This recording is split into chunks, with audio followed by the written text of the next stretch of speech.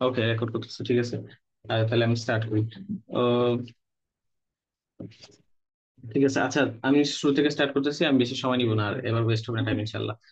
ওকে, তো তোমার হলো এই চ্যাপ্টারটা হলো তোমার অ্যাগ্রিগেট লিকুইডিটি মেজারমেন্ট নিয়ে, ঠিক আছে। যে একটা প্রতিষ্ঠানের, সরি, যে কোনো কোম্পানির বা তুমি লিকুইডিটি অবস্থা কিরকম সিচুয়েশনে আছে সেটা মেজারমেন্টের নিয়ে এই চ্যাপ্টারটা তোমার হলো ইয়ে, ঠিক আছে। তো তোমার অ্যাগ্রিগেট লিকুইডিটি মেজারমেন্টের কিছু কমন টেকনিক্স আছে। আহ, তো সেই জিনিসগুলো নিয়ে এখানে বলা হয়েছে। যে শুরুতে যে জিনিসটা বলা হয়েছে, যে চ্যাপ্টারের শুরুতে যে আলোচনা করা হয়েছে সেটা নিয়ে মতো ডিটেলসে যাবো না। সেটা বলছে যে অ্যাগ্রিগেট লিকুইডিটিটা কেন লাগে মেজারমেন্ট, এই মেজারমেন্ট টেকনিক গুলা, ঠিক আছে। তো সেই ক্ষেত্রে বলা হয়েছে যে একটা প্রতিষ্ঠানের অপারেশনাল স্ট্যাবিলিটি বোঝার জন্য, যে ডে টু ডে এক্সপেন্স সে কেমনে নির্বাহ করবে, সেই জিনিসটা বোঝার জন্য তার এই অ্যাগ্রিগেট লিকুইডিটি মেজারমেন্ট লাগে। যে পর্যাপ্ত পরিমাণ অর্থ তার আছে কিনা ডে টু ডে এক্সপেন্স নির্বাহ করার জন্য। সেকেন্ডলি হলো শেয়ার হোল্ডাররা তো টাকা ইনভেস্টমেন্ট করে রাখে, ঠিক আছে। তো সেই টাকা যদি আলটিমেটলি ওই কোম্পানি যদি লিকুইডিটি পর্যাপ্ত না থাকে ডে টু ডে এক্সপেন্স নির্বাহ করার জন্য, তো আলটিমেটলি দেখা যাচ্ছে যে শেয়ার হোল্ডারকে সে সঠিকভাবে ডিভিডেন্ডও দিতে পারবে না, ঠিক আছে। তো যেটা বলতেছিলাম, যে শেয়ার হোল্ডারকে সে সঠিকভাবে ডিভিডেন্ডও দিতে পারবে না, সো আলটিমেটলি শেয়ারের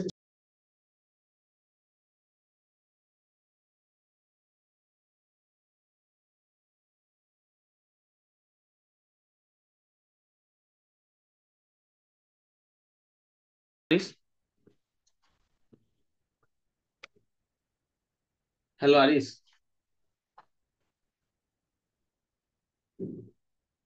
কি হলো, আমার কথা কি শোনা যাচ্ছে না আর নাকি?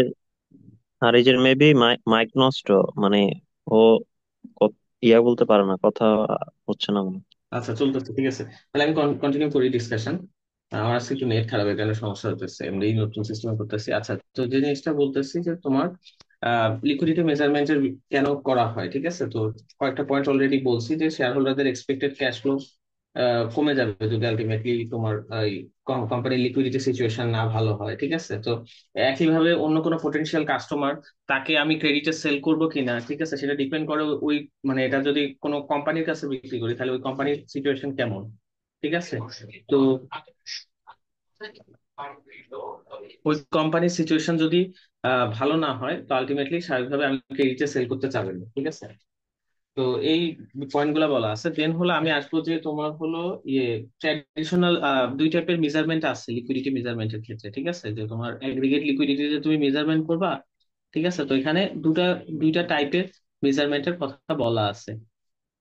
প্রথমত বলা আছে তোমার ট্র্যাডিশনাল মেজার্স,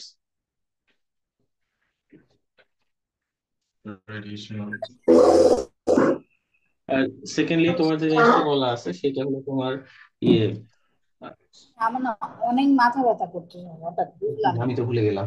ইয়ে তো ইমপ্রুভ মেজার বা হয় কন্টেম্পোরারি আমি ইমপ্রুভ তো মেজার, হ্যাঁ কন্টেম্পোরারি লিখছে এক জায়গায়, বাট আবার ভিতরে লেখা নাই, কথাগুলো যাই না হোক। মজা লাগে, কয় ইমপ্রুভ আমি তো মেজার বা ভুলে গেলাম। কন্টেম্পোরারি ইমপ্রুভ মেজার, তো ট্র্যাডিশনাল মেজার্স এর মধ্যে আমরা তাসনিম যে তোমার কমন কিছু পিয়ন। রেশিও, অনেকে কলেজে পড়ছি বা এটা ভার্সিটিতেও পড়ছো। তো কারেন্ট রেশিও, কুইক রেশিও আছে তোমার। আমি প্রত্যেকটা ডিটেইলসে যাব, সমস্যা নেই। অ্যাকাউন্টস রিসিভেবল এর টার্নওভার আছে, আবার তোমার ইনভেন্টরি টার্নওভারের কথা বলা আছে, ঠিক আছে। ইমপ্রুভ মেজারের মধ্যে তোমার কি কি আছে? আচ্ছা, ইমপ্রুভ মেজার গুলা কেন বের হয়েছে, যে ট্র্যাডিশনাল মেজার্স গুলা কিছু লিমিটেশনস আছে। তো এই লিমিটেশনস গুলাকে কভার আপ করার জন্য আলটিমেটলি তোমার এই ইমপ্রুভ মেজার বের হয়েছে, ঠিক আছে। তো ইমপ্রুভ মেজার গুলা যে বেশ কিছু এই লিমিটেশন গুলাকে অ্যাড্রেস করতেছে, বাট দেখা যাচ্ছে যে এগুলাও ইভেন কমপ্লিট সলিউশন না, ঠিক আছে। তবে ইমপ্রুভ মেজার গুলা হলো তোমার হলো এক্ষেত্রে আমি বলবো, একটা হলো যে তোমার ক্যাশ কনভার্সন সাইকেল, ঠিক আছে। সেকেন্ড হলো তোমার হলো যে জিনিসটা, সেটা হলো কম্প্রিহেন্সিভ লিকুইডিটি ইন্ডেক্স, ঠিক আছে। আরেকটা হলো তোমার আছে নেট লিকুইডিটি ব্যালেন্স, ঠিক আছে। এখন আমি অত পুরা নাম লিখতেছি না, স্লাইডে লেখা আছে। তো আমি দ্রুত আগানোর চেষ্টা করবো, কারণ চ্যাপ্টারটা বড় আছে। তো আমি একটা ওয়ান বাই ওয়ান ডিটেইলসে আসবো, ঠিক আছে। শুরুতে কারেন্ট রেশিও দিয়ে আসি, যতটা সিম্পল মনে হয় এখানে কিন্তু প্রত্যেকটা জিনিসে মানে ভিতর দিয়ে বোঝার অনেক কিছু আছে, ঠিক আছে। যেমন কারেন্ট রেশিও আমরা কি জানি, যে কারেন্ট রেশিও হলো current asset divided by current liability, ঠিক আছে। হ্যাঁ, তো আমরা এখানে আমরা বুঝতে পারতেছি যে আমার যে পরিমাণ চলতি সম্পদ আছে, হ্যাঁ চলতি সম্পদ বলতে আমি বুঝাইতে চাচ্ছি যে যেসব সম্পদের তুমি দ্রুত এটাকে ক্যাশে কনভার্ট করে ফেলতে পারবা, ঠিক আছে। হ্যাঁ, মেয়াদ হয়তো 1 বছরের কম, অথবা লায়াবিলিটি যেগুলো, যেটার হয়তো মেয়াদ তোমার 1 বছরের মধ্যে পরিশোধ করে ফেলতে হবে, তো ওগুলো হলো কারেন্ট লায়াবিলিটি। ঠিক আছে, তো তোমার মনে করো তোমার কারেন্ট রেশিওর ভ্যালু আসছে 1, তাহলে এটা দ্বারা কি বোঝা যাচ্ছে যে কারেন্ট রেশিওর ভ্যালু 1 মানে যে তোমার হাতে আহ, মানে যে দায়গুলো আছে, ঠিক আছে, যে ব্যবসায় যে নিয়মিত যে দায় আছে, যে কারেন্ট দায়, যে চলতি দায়গুলো আছে, ওগুলা মিট আপ করার জন্য তোমার সেম পরিমাণ কারেন্ট অ্যাসেট আছে। এখন তোমার যদি 1.2 হয় তোমার কারেন্ট রেশিও, তার অর্থ তোমার যে পরিমাণ যে নিয়মিত যেই লাইবিলিটি আছে, যেগুলো শর্ট টার্ম যে লাইবিলিটি আছে, সহজ কথায় যদি বলি, যে শর্ট টার্ম লাইবিলিটিকে মিট আপ করার জন্য তোমার হাতে 1.2 মানে এক্সেস ক্যাশ আছে, ঠিক আছে, এক্সেস কারেন্ট ক্যাশ বলবো না, মানে এক্সেস তোমার কারেন্ট অ্যাসেট আছে, ঠিক আছে, কারেন্ট অ্যাসেট আছে। মনে করো এটা যদি হয় 50,000 কারেন্ট লাইবিলিটি, আর যদি কারেন্ট অ্যাসেট হয় 60,000, তখন কিন্তু তোমার ভ্যালু আসবে কিন্তু 1.2 কারেন্ট রেশিওর ভ্যালু। তাহলে বুঝতে পারছো তোমার এক্সেস কারেন্ট অ্যাসেট আছে, ঠিক আছে, যে মানে যে মিট আপ করার জন্য যতটুকু লাগবে তার চেয়ে এখন একটু এক্সেস রাখা ভালো হয়তো, বাট এখানে বিষয়টা কি যে তোমার এটা ভালো না খারাপ, যে ভ্যালু আসবে তোমার কারেন্ট রেশিও, এটা তুমি এমনি বলতে পারবা না, ঠিক আছে। এটাকে যখন তুমি কম্পেয়ার করবা কোনো বেঞ্চমার্কের সাথে, তখন তুমি বুঝতে পারবা, ঠিক আছে। এখন মনে করো আমি বললাম যে যে তার কারেন্ট অ্যাসেট কারেন্ট লাইবিলিটির চেয়ে বেশি, তার তার মানে ভ্যালু, কারেন্ট রেশিওর ভ্যালু 1-এর চেয়ে বড়, ঠিক আছে। তো কারেন্ট রেশিওর ভ্যালু যেহেতু 1-এর চেয়ে বড়, তাহলে ওই কোম্পানিটার অবস্থা ভালো, ঠিক আছে। এভাবে অ্যাকচুয়ালি বলতে পারি না, ঠিক আছে, কারণ তার হাতে কারেন্ট অ্যাসেট কারেন্ট লাইবিলিটির চেয়ে বেশি আছে, কিন্তু কতটুকু বেশি হলে ভালো, ঠিক আছে, বেশি বেশিও আবার ভালো না, ঠিক আছে। এখন আহ বোঝার চেষ্টা করো, এখানে তার 50,000 টাকা তার শর্ট টার্ম লাইবিলিটি আছে, যেগুলো তার খুব দ্রুত এটা পে অফ করে ফেলতে হবে, ঠিক আছে। তো তার কাছে 60,000 টাকা ক্যাশ, ক্যাশ বলতেছি ভুলে বারবার, যে 60,000 টাকা কারেন্ট অ্যাসেট আছে। এখন এরকম যদি হয় যে তার হাতে ক্যাশের একটু বেশিই আছে কারেন্ট অ্যাসেট, যদি কারেন্ট অ্যাসেট তার কাছে 80,000 হয়, ঠিক আছে, তার অর্থ বোঝার চেষ্টা করো, এখানে 30,000, আচ্ছা এটা স্ক্রিনের বাইরে চলে গেছে, 30,000 তোমার ইয়ে আছে, কি আছে, এক্সেস, এক্সেস তোমার কারেন্ট অ্যাসেট আছে, ঠিক আছে। আলটিমেটলি কি হচ্ছে, এই যে সম্পদটা এটা ওয়েস্ট হচ্ছে না, এটা তুমি যদি অন্য কোনো জায়গায় খাটাইতা, তাহলে সেখান থেকে একটা রিটার্ন আসতো, তাই না? তাহলে আলটিমেটলি কতটুকু বেশি থাকা সেটা ভালো হবে, ইভেন যে কারেন্ট রেশিওর মান সবসময় 1-এর বেশি থাকাই ভালো হবে এরকমও কোনো কথা নাই, ঠিক আছে। এখন এটা আপাতত দৃষ্টিতে মনে হতে পারে, হ্যাঁ কারেন্ট রেশিওর আদর্শ মান মনে হয় খুব সম্ভবত 1 নাকি 2, যাই হোক, বাট সবসময় যে 1-এর বেশি ভালো হবে এরকম কোনো ইয়ে নাই। এখন এটা দেখতে হবে তোমার বেঞ্চ মার্কের বেসিসে, ঠিক আছে। বেঞ্চ মার্কটা তুমি সেট করবা হলো, এখানে তিনটা বিষয় দেখবা, তোমার বেঞ্চ মার্কটা তুমি সেট করবা হলো তোমার ইন্ডাস্ট্রির বেসিসে। ঠিক, সবগুলা রেশিওর জন্য একবারে একবারে বলে দিচ্ছি যে বেঞ্চ মার্ক কেমনে সেট করবা। বেঞ্চ মার্কের ক্ষেত্রে তিনটা জিনিস মাথায় রাখতে হবে, ঠিক আছে। একটা হলো তুমি দেখবা যে তোমার ইন্ডাস্ট্রি, ঠিক আছে, যে তোমার তোমার টাইপের যে কোম্পানি আছে ইন্ডাস্ট্রিতে, তাদের অ্যাভারেজ রেশিও নিয়ে তুমি তোমারটা কম্পেয়ার করবা, ঠিক আছে, যে তোমার তার সাথে কি ইয়ে, ঠিক আছে। কিন্তু শর্ত হলো যে তাদের বিজনেস লাইনের সাথে তোমার বিজনেস লাইন একদম অ্যালাইন করতে হবে, ঠিক আছে, এবং অনেক কিছু যদি বেশিরভাগ জিনিস সিমিলার হয়, তখন যাই তুমি কম্পেয়ার করতে পারবা, ঠিক আছে। হ্যাঁ, এখন মনে করো একই ইন্ডাস্ট্রি, ধরো টেলিকম ইন্ডাস্ট্রি, ঠিক আছে, টেলিকম ইন্ডাস্ট্রির মধ্যেই কিন্তু জিপি আছে, টেলিকম ইন্ডাস্ট্রির মধ্যেই রবি আছে, দুইটাই টেলিকম ইন্ডাস্ট্রি, বা দুইটা অ্যাকচুয়ালি কম্পারেবল কোম্পানি না। তুমি যদি এটা কি বিসেক এর ওয়েবসাইট না কি জানি, বিসেক, সরি ডিএসসিএসসি এর ওয়েবসাইট, ডিএসসি এর ওয়েবসাইটে তুমি যদি দাও জিপি কে দেখবা এ ক্যাটাগরির কোম্পানি হিসেবে ই করছে, আর রবি কে বি ক্যাটাগরি, তো এরকম আরো অনেক ডিফারেন্স আছে দুইটা কোম্পানির মধ্যে। তো একই ইন্ডাস্ট্রিতে থাকা সত্ত্বেও এই দুটো কিন্তু কম্পারেবল কোম্পানি না, ঠিক আছে। তো তোমার খুঁজতে হবে তোমার কম্পারেবল কোম্পানির সাথে তুমি বেঞ্চমার্ক কম্পেয়ার করে দেখবা। যদি কম্পারেবল কোম্পানি না পাও, না পেতে পারো, ঠিক আছে, যেমন এই রবির তুমি বা জিপির হয়তো ওরকম পাবা না কম্পারেবল কোম্পানি, ঠিক আছে। তো না পেলে তুমি, যেটা বললাম তিনটা পয়েন্ট, দ্বিতীয় পয়েন্ট হলো যে তুমি তোমার ট্র্যাক রেকর্ডের সাথে কম্পেয়ার করবা, যে তুমি প্রিভিয়াসলি যেসব ইয়ারে তোমার কোম্পানির পারফরমেন্স ভালো ছিল, ওইসব ইয়ারের ওই পার্টিকুলার রেশিওটা, ধরো কারেন্ট রেশিও, তাহলে ওইসব ইয়ারে তোমার কারেন্ট রেশিও কিরকম ছিল, ঠিক আছে। তাহলে সেটার সাথে কম্পেয়ার করে দেখবা, যদি সেটার চেয়ে ভালো হয় সেটাকে বেঞ্চমার্ক হিসেবে সেট করবে, বা সেটার একটা অ্যাভারেজ হিসেবে, অ্যাভারেজ নিয়ে সেটাকে বেঞ্চমার্ক হিসেবে সেট করবে। তো সেটার বেসিসে তুমি দেখবে যে সেটা যদি ভালো হয়, তখন তুমি হয়তো ভালো বলবা, তার চেয়ে বেশি হইলে কারেন্ট রেশিও। হ্যাঁ, তোমার মাথায় খালি এটা রাখতে হবে যে প্রত্যেকটা রেশিও বেঞ্চমার্কের সাথে কম্পেয়ার করবা, মাথায় এটা রাখতে হবে যে ওটা কি বেঞ্চমার্কের বেশি হলে ভালো না বেঞ্চমার্কের কম হলে ভালো। এইভাবে তুমি ডিসিশন গুলা নেওয়ার চেষ্টা করবা, বাট একটা সিঙ্গেল ভ্যালু দিয়ে কমপ্লিট ডিসিশন কখনো দিবা না, ঠিক আছে? সিঙ্গেল ভ্যালুকে ইন্টারপ্রেট করা যায়, যেমন 1.2 কে ইন্টারপ্রেট করা যায় যে তার কারেন্ট অ্যাসেট কারেন্ট লাইবিলিটির চেয়ে এত পরিমাণ বেশি, ঠিক আছে, কিন্তু এটা কিন্তু আলটিমেটলি বা 20% বেশি, ঠিক আছে, এটা বুঝে যাচ্ছে। কিন্তু এটা কি তার জন্য ভালো না খারাপ, এটা তুমি বেঞ্চমার্ক দিয়ে করবে। এখন আমি বলছি যে তুমি প্রিভিয়াস হিস্টোরিক্যাল ডাটা দেখবে। এখন যদি কোম্পানি হয় নতুন কোম্পানি, সেক্ষেত্রে স্যার কি বলছে, তো সেক্ষেত্রে স্যার বলছে যে ট্রায়াল এন্ড এরর করতে। ঠিক আছে, ট্রায়াল এন্ড এরর অর্থ এখন সে যেহেতু নতুন কোম্পানি, তার জন্য বেঞ্চমার্ক কোনটা হবে, সে কত কারেন্ট রেশিও হলে ভালো সে হয়তো আগে থেকে জানে না। এখন সে চেষ্টা করবে ভালোটা মেনটেন করার, ঠিক আছে। তো এভাবে করে করতে করতে সে দেখবে যে কোন কারেন্ট রেশিও কততে থাকলে তার পারফরমেন্স ভালো হচ্ছে, ঠিক আছে, তার অপারেটিং পারফরমেন্স ভালো হচ্ছে। তো এই জিনিসগুলো বেসিসে সে একটা বেঞ্চমার্ক সেট করবে ফিউচারে দেয়া, ঠিক আছে। তো এই হলো তোমার তিনটা বিষয় আমি বলে ফেলছি। তো এই হলো বেঞ্চমার্ক, এই যেটা বলে ফেললাম এটা কিন্তু সবগুলো রেশিওর জন্য একই সিস্টেম, ঠিক আছে। এখন কারেন্ট রেশিওর লিমিটেশনটা কি, আমি বলতেছিলাম যে ট্র্যাডিশনাল মেজার্স এর লিমিটেশনস আছে, ঠিক আছে, যার কারণে ইমপ্রুভ মেজার বের হয়েছে। যে কারেন্ট রেশিওর লিমিটেশনটা কি? আচ্ছা, লিমিটেশনটা হলো কি, এখানে তুমি কারেন্ট রেশিও কেমনে বের করতেছো, যে current asset divided by current liability বের করতেছো, ঠিক আছে। এখন তুমি চিন্তা করো কারেন্ট অ্যাসেটের মধ্যে তোমার কি কি কম্পোনেন্ট আছে। এই চ্যাপ্টারে মেইনলি তিনটা কম্পোনেন্টের কথা তোমার, আচ্ছা এটা ওই পাশটা স্ক্রিনের বাইরে চলে গেছে, তো এই দিক দিয়ে লিখি সময়। কারেন্ট অ্যাসেটে তোমার কি কি কম্পোনেন্ট আছে, ঠিক আছে। তো তোমার কি কি কম্পোনেন্ট আছে, তোমার accounts receivable, cash, inventory, mainly এই তিনটা কম্পোনেন্ট নিয়েই বেশি কথা বলছে এই চ্যাপ্টারে, ঠিক আছে। তো আমি আপাতত তিনটাই দেখাইলাম, ঠিক আছে। তো এছাড়া সাধারণত হয় তোমার মার্কেটেবল সিকিউরিটিজ হয়, ঠিক আছে, প্রিপেইড এক্সপেন্স হয়, এটা যাই হোক। তো অ্যাকাউন্টস রিসিভেবল, ক্যাশ, ইনভেন্টরি, তোমার যেটা বলতেছিলাম যে একটা জিনিস বোঝার চেষ্টা করো, এই তিনটা আইটেম কি সেম পরিমাণ লিকুইড? সেম পরিমাণ লিকুইড অবশ্যই না। ক্যাশকে লিকুইডিটি ডিপেন্ড করে যে কত দ্রুত ওই জিনিসটাকে ক্যাশে কনভার্ট করতে পারবা, ঠিক আছে। তো ক্যাশ তো 100% লিকুইড। অ্যাকাউন্টস রিসিভেবল কে তোমার, এটাকে কারেন্ট অ্যাসেট বলতেছে, বাট এটাকে হয়তো কনভার্ট করতে তোমার কিছু সময় লাগবে, ঠিক আছে। এখন ডিপেন্ড করে, ধরো হয়তো 3 মান্থস লাগবে তোমার, ধরো, ঠিক আছে, 3 মাস পর হয়তো ওই বিক্রির টাকাটা পাবা, ঠিক আছে। এখন এই তিনটার মধ্যে সবচেয়ে কম লিকুইড হলো ইনভেন্টরি, ঠিক আছে, সাধারণত আর কি আহ ধরা হয়। তো ইনভেন্টরি হলো একটা তোমার, যে তুমি গুডস প্রডিউস করতেছো, ঠিক আছে। তো গুডস প্রডিউস করে ওগুলা যে সেল করতেছো, তুমি ধরো 100 ইউনিট প্রডিউস করলা, 60 ইউনিট সেল করলা, ঠিক আছে।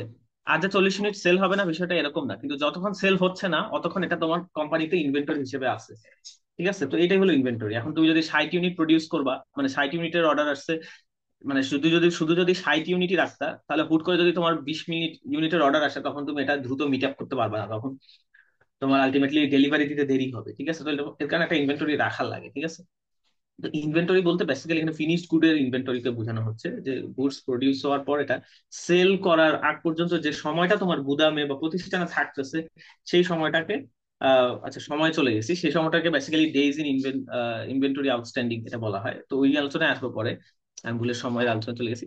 তো মেইন কথা হলো এই তিনটা কিন্তু সেম পরিমাণ লিকুইড না, ঠিক আছে। কিন্তু এক্ষেত্রে হচ্ছেটা কি, তোমার যে কারেন্ট অ্যাসেট, এখানে দেখো তোমার কারেন্ট অ্যাসেট, আচ্ছা আমি যেমন প্রথম এক্সাম্পলে কি বলছিলাম, যে 60,000 ডিভাইডেড বাই 50,000 দিয়ে আমি কারেন্ট রেশিও বের করছিলাম। এখন এই 60,000-এর মধ্যে ধরো তোমার ক্যাশ হলো আহ আচ্ছা 2টা বছর দেখো, ধরো ফার্স্ট ইয়ার, ঠিক আছে। ফার্স্ট ইয়ারে তোমার ক্যাশ হলো, এখানে তোমার হলো 30,000 ক্যাশ, আর বা 40,000 ক্যাশ, আর হলো তোমার 20,000 হলো কি, ধরো শুধু ক্যাশ আর অ্যাকাউন্টস রিসিভেবল, 20,000 হলো অ্যাকাউন্টস রিসিভেবল, ঠিক আছে। 40,000 ক্যাশ, 20,000 অ্যাকাউন্টস রিসিভেবল, আচ্ছা এটা ক্লিয়ার গেছে। যাই হোক, আহ 40,000 ক্যাশ, 20,000 অ্যাকাউন্টস রিসিভেবল। এখন সেকেন্ড ইয়ারে যাই হলো কি, যে তোমার ক্যাশ কমে 5,000 হয়ে গেছে, আর অ্যাকাউন্টস রিসিভেবল 55,000। তখন এটা টোটালও 60,000, মানে ফার্স্ট ইয়ারের কারেন্ট অ্যাসেটও তোমার টোটাল 60,000, সেকেন্ড ইয়ারের কারেন্ট অ্যাসেটও টোটাল 60,000। আলটিমেটলি ফার্স্ট যদি লাইবিলিটি সেম থাকে, তাহলে ফার্স্ট ইয়ারের কারেন্ট রেশিও এবং সেকেন্ড ইয়ারের কারেন্ট রেশিও আলটিমেটলি তোমার সেম আসবে, ঠিক আছে। তো একইভাবে যেমন যেমন আমি যেভাবে দেখাইতে পারছি যে কারেন্ট রেশিও তোমার সেম আসতেছে, একইভাবে আমি এটাও দেখাতে পারবো কম আসতেছে। কিন্তু তুমি যদি ওভারঅল সিচুয়েশনটাকে একটু ডিটেইলি অ্যানালাইজ করার চেষ্টা করো, তাহলে তুমি দেখতে পারবা যে এই আইটেমকে তো আমি বলছি ক্যাশ, আর এটা বলছি অ্যাকাউন্টস রিসিভেবল। তোমার অ্যাকাউন্টস রিসিভেবল বাড়ছে, ক্যাশ কমছে, এখানে ক্যাশ আর অ্যাকাউন্টস রিসিভেবল মধ্যে কোনটা বেশি লিকুইড? তোমার ক্যাশ বেশি লিকুইড। তো সবচেয়ে যে জিনিসটা বেশি লিকুইড আইটেম, সেই আইটেমটা কমে গেছে, আর যেটা তোমার একটু তুলনামূলক কম লিকুইড সেটা বাড়ছে, ঠিক আছে। কিন্তু ওভারঅল তোমার কারেন্ট রেশিওতে কি ইম্প্যাক্ট করতেছে, তুমি তো কারেন্ট রেশিও দিয়ে অ্যাসেস করার চেষ্টা করতেছো কোম্পানিটা কি লিকুইড কি লিকুইড না। তুমি তো ওই রেশিও বেসিসেই দেখবা, নাকি তুমি একটা যখন এটা এই রেশিও গুলো কেন বাইর করতেছে যাতে রেশিও দেখে ডিসিশন নিতে পারো, নাকি তুমি ওই ব্যালেন্স শিটে যে আইটেম গুনে গুনে ডিসিশন নিবে, ওভাবে তো না, তাই না? তাহলে এখন রেশিও যখন তুমি দেখবা যে এখন এটা ধরো 5,000 না হয়ে যদি আমি এটা বলতাম তোমার আহ ধরো এটা 50 না, এটা ধরো 60,000, ঠিক আছে, তাহলে টোটাল কত? 65,000 হচ্ছে। তো এখানে 65 ভাগ 50,000 কত? এটা 1.3 হয়ে যাচ্ছে। তাহলে ফার্স্ট ইয়ারে তোমার কারেন্ট রেশিও 1.2, সেকেন্ড ইয়ারে 1.3 আসবে, ঠিক আছে। ওভারঅল কিন্তু তার ক্যাশ কমছে, ঠিক আছে। তো এই জিনিসটা তোমাকে কিন্তু একটু মিসগাইড করতেছে, ঠিক আছে। তোমার তোমার কাছে মনে হচ্ছে যে অ্যাকচুয়ালি তার লিকুইডিটি সিচুয়েশন ভালো হয়েছে, বাট অ্যাকচুয়ালি ভালো হয়নি। তো এখানে প্রবলেমটা কি? প্রবলেমটা হলো যে তারা শুধু কারেন্ট অ্যাসেট না, কারেন্ট লাইবিলিটির ক্ষেত্রেও যে সবগুলা মানে যে ধরো কারেন্ট লাইবিলিটির কথা বলি, যে যে কোনো লাইবিলিটি যেটা তোমার 1 বছরের মধ্যে পে অফ করতে হবে, ঠিক আছে, তো সেটাকে তারা কারেন্ট লাইবিলিটি হিসেবে রিকগনাইজ করে ফেলতেছে।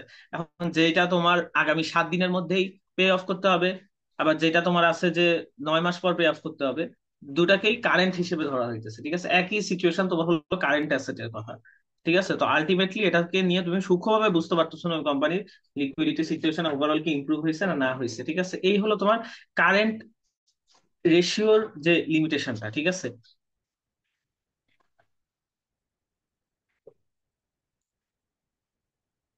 দেন যে তোমার লিমিটেশনটা সেটা হলো কুইক রেশিও, ঠিক আছে। মানে লিমিটেশন পরে আর কি কুইক রেশিওটা বলি। আহ, তো কুইক রেশিওর ক্ষেত্রে কুইক রেশিওটা তোমার আমি অন্যভাবে লিখবো। তোমার হলো কুইক রেশিওকে তুমি লিখবা যে quick asset divided by current liability, ঠিক আছে। তো এই কুইক অ্যাসেটটা আমরা সাধারণত প্রচলিতভাবে যেভাবে বের করি সেটা হলো আমরা কারেন্ট অ্যাসেট থেকে বাদ দিই প্রিপেইড এক্সপেন্স এবং ইনভেন্টরি বাদ দিই। এর কারণটা কি? কারেন্ট অ্যাসেটের মধ্যে প্রিপেইড এক্সপেন্স আর ইনভেন্টরি এই দুইটা হলো সবচেয়ে কম লিকুইড, ঠিক আছে। তো এই দুইটা যেহেতু সবচেয়ে কম লিকুইড, তো এই জিনিসটা যদি আমি বাদ দিয়ে দিই তাহলে আমার আসতেছে একদম যেগুলা বেশি লিকুইড, ওই বেশি লিকুইড অ্যাসিড গুলা, এটাকে বলা হচ্ছে কুইক অ্যাসিড। কুইক রেশিওকে অ্যাসিড টেস্ট রেশিও বলা হয়, ঠিক আছে। তো quick asset divided by current লাইবিলিটির কথা বললাম আমি, ঠিক আছে। হ্যাঁ, তো আলটিমেটলি তাহলে তুমি কি বুঝতে পারতেছো যে কুইক রেশিও আরেকটু বেটার মেজারমেন্ট দিচ্ছে তোমার কারেন্ট রেশিও থেকে, ঠিক আছে। কারেন্ট রেশিওতে যেটা হচ্ছে যে তোমার ইনভেন্টরি, মনে করো ইনভেন্টরি বাড়লে তোমার কারেন্ট অ্যাসেট বেড়ে যাচ্ছে, তাই না? আলটিমেটলি কি কারেন্ট রেশিও বেড়ে যাচ্ছে। কিন্তু কুইক অ্যাসেটে যেহেতু ইনভেন্টরিকে ইনক্লুড করা হচ্ছে না, তাহলে কুইক অ্যাসেটে আলটিমেটলি তোমার যদি গত বছরের তুলনায় ইনভেন্টরি বাড়ে, সেটার ফলে তোমার কুইক অ্যাসেট বাড়বে না, আলটিমেটলি তোমার কুইক রেশিও বাড়বে না, ঠিক আছে। তাহলে কুইক রেশিও ওই পার্সপেক্টিভে কারেন্ট রেশিও থেকে বেটার, ঠিক আছে। বাট এখানেও সমস্যা আছে, ঠিক আছে, সেই সমস্যাটা আসতেছি। সেটার আগে আমি এই জিনিসটা বলবো যেটা কুইক অ্যাসেটটা কেমনে ক্যালকুলেট করবা। আমি বলছি প্রচলিত আমরা এভাবে বের করি, ঠিক আছে, কিন্তু ফরিদ স্যার বলছে যে এভাবে পরীক্ষার খাতায় না করতে, ঠিক আছে। ফরিদ স্যার বলছে যে তুমি কুইক অ্যাসেট বের করবা যে কারেন্ট অ্যাসেটের টোটাল থেকে প্রিপেড এক্সপেন্স আর ইনভেন্টরি বাদ না দিয়ে যে আইটেম গুলা কুইক অ্যাসেটে আসবে ওগুলা যোগ করো, ঠিক আছে, ওগুলা যোগ করে কুইক অ্যাসেট বের করে দেখাইতে বলছে, ঠিক আছে। তো অর্থাৎ তুমি এখানে ক্যাশ আনতেছো, ক্যাশের সাথে যোগ হবে এই চ্যাপ্টারে মোস্ট প্রবাবলি ক্যাশ আর অ্যাকাউন্টস রিসিভেবলই থাকবে, হয়তো আর কিছু থাকবে না। বা থাকলে তুমি দেখবা মার্কেটেবল সিকিউরিটি, ঠিক আছে, মানে যে সিকিউরিটি তুমি সহজেই বিক্রি করে ফেলতে পারবা, তা ক্যাশ উঠে ফেলতে পারবা, ঠিক আছে। তো মার্কেটে ক্যাশ, অ্যাকাউন্টস রিসিভেবল, এটা হতে পারে ধরো একটা ট্রেজারি বিল, ধরো একটা উদাহরণ বললাম, ঠিক আছে। তো ক্যাশ, অ্যাকাউন্টস রিসিভেবল আর মার্কেটেবল সিকিউরিটিজ, ঠিক আছে। মেইনলি ক্যাশ আর অ্যাকাউন্টস রিসিভেবলই দেখবা এই চ্যাপ্টারে। তো এই টাইপের জিনিসগুলো আর কি। তো যে আইটেম গুলো আস্তে আস্তে তোমার কুইক অ্যাসেটে, সহজ কথায় কুইক অ্যাসেটে তোমার কারেন্ট অ্যাসেটে সব আইটেম আসবে প্রিপেড এক্সপেন্স আর ইনভেন্টরি বাদে।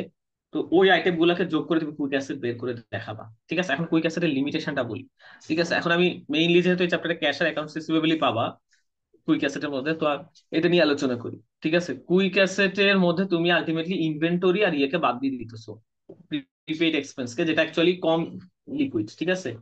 অ্যাকাউন্টস রিসিভেবল মানলাম যে অ্যাকাউন্টস রিসিভেবল ইনভেন্টরির মতো কম লিকুইড না, কিন্তু অ্যাকাউন্টস রিসিভেবল ক্যাশের মতো লিকুইডও আবার না, ঠিক আছে। তাহলে এই দুটোর মধ্যে কম্পেয়ার করলে আবার ক্যাশ বেশি লিকুইড।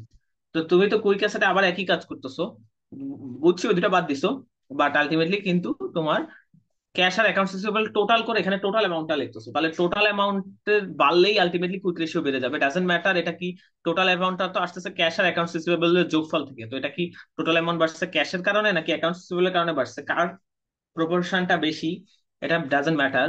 আলটিমেটলি তোমার টোটাল অ্যামাউন্ট বাড়লেই তোমার কুইক রেশিও বেড়ে যাচ্ছে। ঠিক আছে, তো কুইক রেশিও তো আমরা আলটিমেটলি এখানে লিমিটেশনটা ওখান থেকে এই পার্সপেক্টিভে কমছে যে ওখানে আলটিমেটলি তোমার ইনভেন্টরি এখানে যে জিনিসটা তোমার অ্যাকাউন্টস রিসিভেবলের জন্য হচ্ছে, ওখানে একই জিনিসটা ইনভেন্টরি আর প্রিপেড এক্সপেন্সের জন্য হইতো। ঠিক আছে, তো দুটো আইটেম কমাই দিছে, কিন্তু এখন অ্যাকাউন্টস রিসিভেবল আছে এখনো প্রবলেম হিসেবে স্টিল। ঠিক আছে, তো কুইক রেশিও আমি আলোচনা করে ফেলছি। দেন আছে তোমার অ্যাকাউন্টস রিসিভেবল রেশিও এবং হলো ইনভেন্টরি টার্নওভার রেশিও। আর কোনো বুঝতে সমস্যা হলে বলি, আর যদি ওয়ার্নিং আসে যে 10 মিনিট বাকি আছে একটু জানাও আমাকে, তাহলে আমি একটু অ্যাওয়ার্ড থাকবো। ওকে, তো accounts receivable turnover ratio.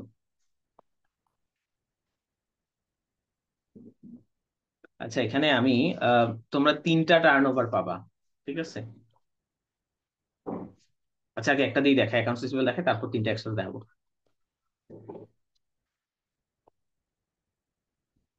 Accounts receivable turnover ratio. ঠিক আছে, এখন এই চ্যাপ্টারের পরে দেখবা তুমি পাবা ইনভেন্টরি টার্নওভার রেশিওর বিষয়ে পাবা, আবার পেয়েবল টার্নওভার রেশিওর বিষয়ে পাবা। ঠিক আছে, হ্যাঁ তো আচ্ছা আগে অ্যাকাউন্টস রিসিভেবল দেখে তারপর আমি বলতেছি অ্যাকাউন্টস রিসিভেবল টার্নওভার রেশিওটা তুমি কেমনে বের করবা। দেখো এখানে তুমি কিসের টার্নওভার রেশিও বের করতেছো, অ্যাকাউন্টস রিসিভেবল টার্নওভার রেশিও বের করতেছো, তাহলে ফর্মুলাতে নিচে হবে তোমার অ্যাকাউন্টস রিসিভেবল। ঠিক আছে, অ্যাকাউন্টস রিসিভেবলের এভারেজ অ্যামাউন্ট, অ্যাকাউন্টস রিসিভেবলের এভারেজ অ্যামাউন্ট হবে ফর্মুলাতে নিচে, ফ্র্যাকশনের নিচে আর কি। অ্যাকাউন্টস রিসিভেবল টার্নওভার রেশিও সমান, আর উপরে যে জিনিসটা হবে ফ্র্যাকশনের উপরে, সেটা হবে তোমার হলো আহ এইটা তোমার হলো আচ্ছা অ্যাকাউন্টস রিসিভেবল কিসের সাথে সম্পর্কযুক্ত। অ্যাকাউন্টস রিসিভেবল কখন ক্রিয়েট হয়, যখন তুমি সেল করো। কখন সেল, কিসে সেল করলে, বাকিতে সেল করলে, তখন তোমার অ্যাকাউন্টস রিসিভেবল ক্রিয়েট হয়। ঠিক আছে, তাহলে উপরে থাকবে তোমার যে নেট ক্রেডিট সেলটা থাকবে। ঠিক আছে, নেট ক্রেডিট সেলসটা তোমার উপরে থাকবে। এইটা করলে তুমি অ্যাকাউন্টস রিসিভেবল টার্নওভার রেশিওটা পেয়ে যাবা। ঠিক আছে, আহ এই অ্যাকাউন্টস রিসিভেবল টার্নওভার রেশিও থেকে একটা জিনিস বের করা যায়। আহ কয় মিনিট আছে এটা তো লিখলো না, রানিং আউট অফ টাইম লিখতেছে।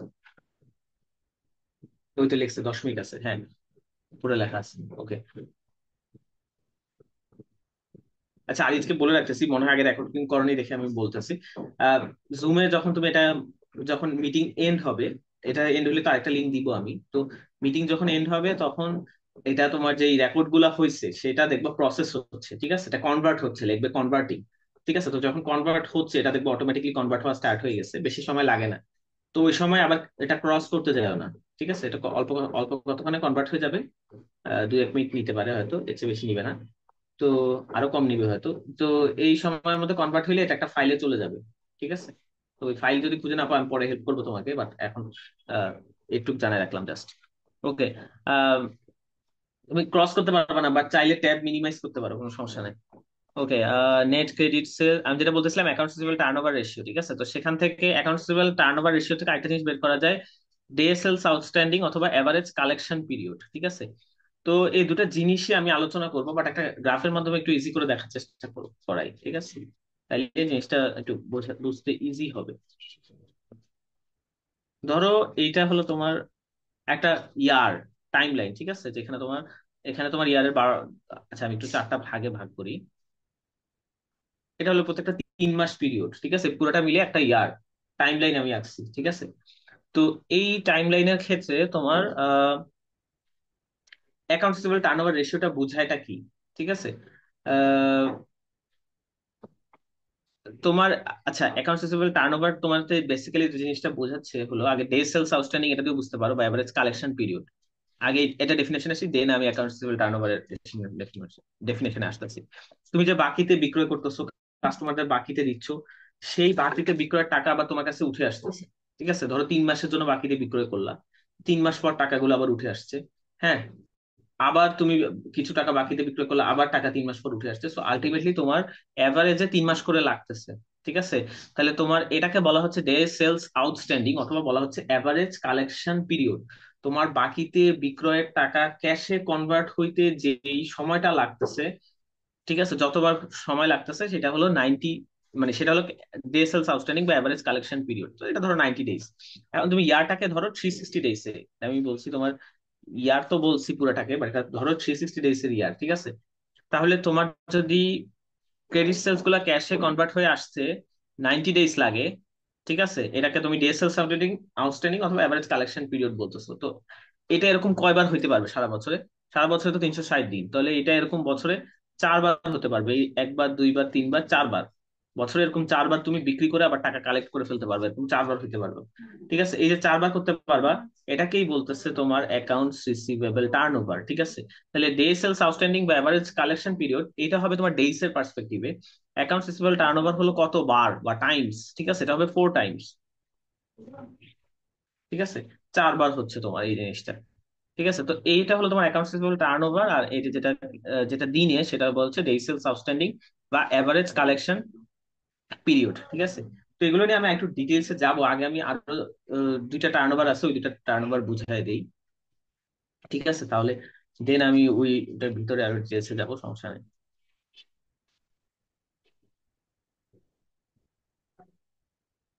আচ্ছা, এখানে একটা জিনিস খেয়াল করো যে আমি যে ইয়ে ইয়ে কি বলছিলাম, লিকুইডিটি মেজারমেন্টের ক্ষেত্রে যে ট্র্যাডিশনাল মেজার্স গুলো বলছি, প্রথমে বলছি কারেন্ট রেশিও আছে, কুইক রেশিও আছে। আরো দুইটা মেজারমেন্ট আছে, একটা বলছে কি অ্যাকাউন্টস রিসিভেবল টার্নওভার, আরেকটা হলো ইনভেন্টরি টার্নওভার রেশিও আছে।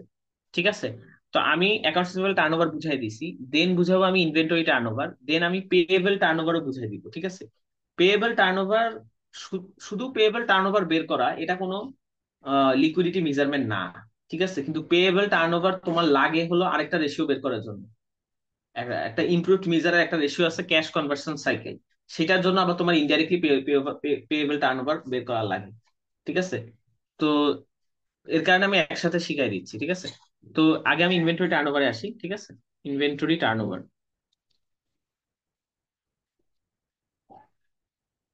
Inventory turnover ratio. তো ইনভেন্টরি টার্নওভার রেশিও, এখন দেখো ফর্মুলাটা কিন্তু একইভাবে অলমোস্ট বানাইতে পারবা। ইনভেন্টরি টার্নওভার রেশিও, কিসে টার্নওভার বের করতেছে? ইনভেন্টরি। ঠিক আছে, তাহলে এখানে তোমার ইনভেন্টরিটা বসবে নিচে ফ্র্যাকশন এটার ফর্মুলাতে। হ্যাঁ, কি ইনভেন্টরি? Average inventory. ওকে, আর উপরে এটা কি, উপরে কি বসবে? উপরে বসবে হলো তোমার ইনভেন্টরিটা কিসের সাথে সম্পর্কযুক্ত। হ্যাঁ, ইনভেন্টরিটা তোমার বেসিক্যালি এখানে হলো তোমার আহ, এটা হবে তোমার কস্ট অফ সেলস বা কস্ট অফ গুডস সোলস, যেটা সিওজিএস। ঠিক আছে, একই কথা, কস্ট অফ সেলস বলি অথবা কস্ট অফ গুডস সোল্ড। ঠিক আছে, সেই জিনিসটা উপরে বসবে। ঠিক আছে, অর্থাৎ যে পরিমাণ পণ্য বিকৃত হয়েছে, সেই বিকৃত পণ্য উৎপাদন করতে যে খরচ হয়েছে, সেটাকে বলা হচ্ছে কস্ট অফ গুডস সোল্ড। ঠিক আছে, তো আহ, এটা তোমার আলটিমেটলি ইনভেন্টরিটা বোঝার চেষ্টা করো। আচ্ছা, ইনভেন্টরি টার্নওভারের ব্যাখ্যা করি, তখন তুমি বুঝতে পারবে এটা কেমন এটার সাথে রিলেটেড।